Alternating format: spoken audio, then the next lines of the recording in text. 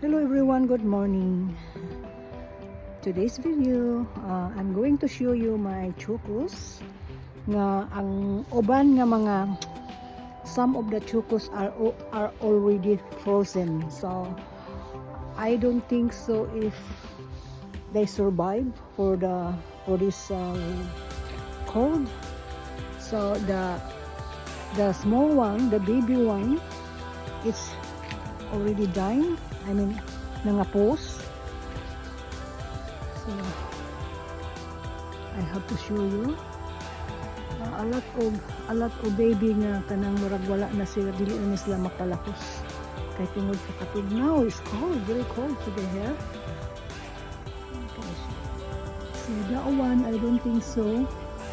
Kung makasurvive na siya, kay murag ni kuha na siya, o na siya, kanang murag na frost na siya. Na frost na siya.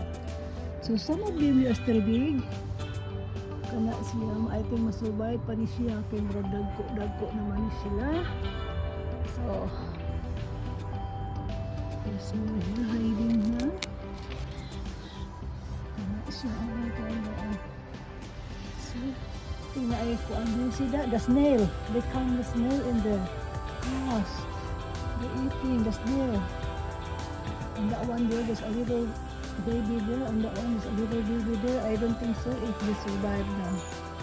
So I feel sorry for them because there's still plenty of babies, but I think that's it.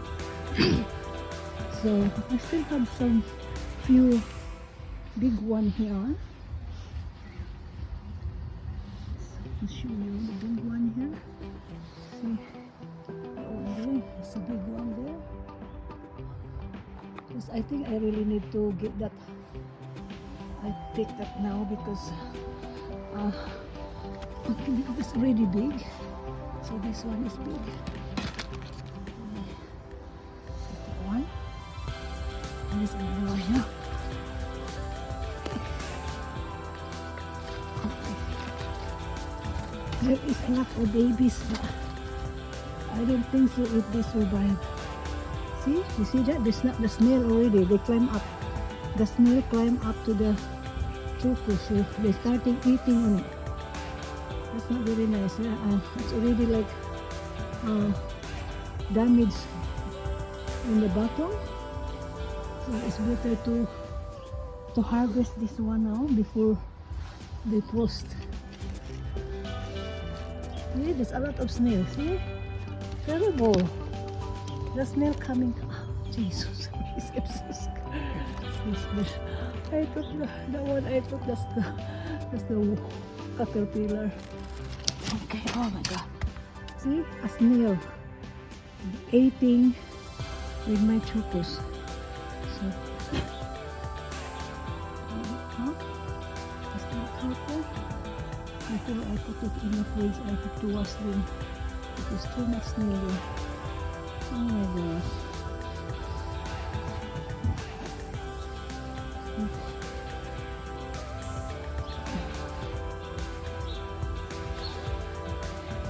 So that one there is still not ready.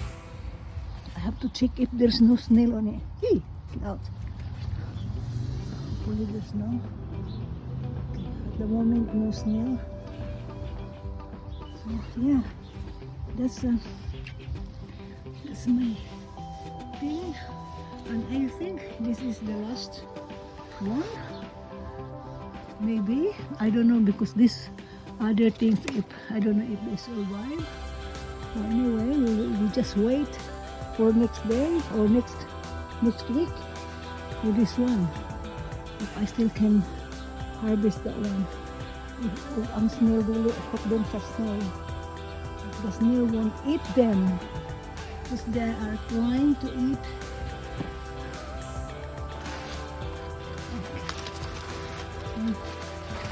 This is a lot of babies, but I think that's it. It's gonna be frozen. It's not gonna be survive for this winter. Okay. Alright guys. So that's my.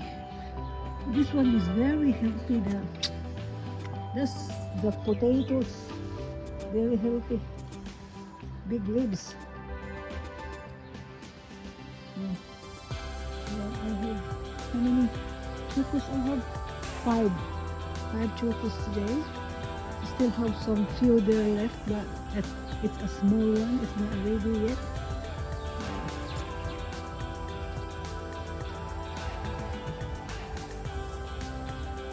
Yeah. This one is smelling and sweet to see. I don't know if pa ni sila. I think masurvive pa ni sila sa winter. I'm not sure. But yeah, I still have a lot of fruits may limoncito. Gagmay pero naay bunga. Sebastian. See, he's planted it in the ground. This one, this is some in the pot. And he planted in the ground and he said that's a lemon. Lemon. That's a lemon, Nanay. It's not a lemon. No, it's a lemon. You just see that's a lemon there. So, yeah, there's a lot. Look at this. Plenty of potato in everywhere. And then this one, they just come out from the ground. Yeah, this. Oh, I have some. Look at this. I have something here underneath. Yeah. Patubo. Ito na lang yung kuhaan ka na pudpud. So, gamay siyang nasa yuta. Kaon na lang na ako. Makaon na naman siya. There's another one there. Yeah, there's another one there, but not really expecting that to survive because the weather is getting very cold. Today is still in June. The coldest month is July. So the weeds is some everywhere. That's the coldest month. Nanguna tingali ko karon anin gunahan siguro nila ako kay hindi ni gunahan mulabong pag-ayo. Yes.